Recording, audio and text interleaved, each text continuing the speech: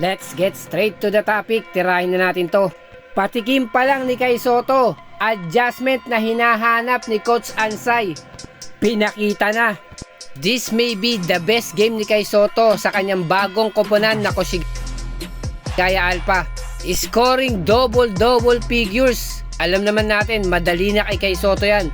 At basic na sa kanya yan kahit pa nung nasa Yokohama B Corsairs pa siya. Although may ilang na-miss siyang mga tira na easy basket sana sa kanya. At baka hindi lang 18 points or 20 ang kanyang nagawa. Pero yung maganda rito, nag-recreate si Kai Sotto ng sarili niyang tira at galawan.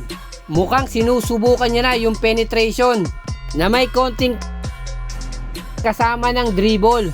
At eto tila ang pinamumuka ni Kai Sotto sa mangyayari yung panigurado. Tataas yung kumpiyansa ni Kai Sotto.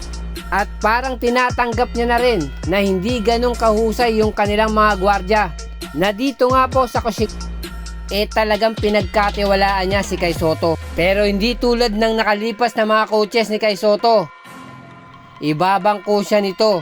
Pero si Coach Ansay hindi do it again.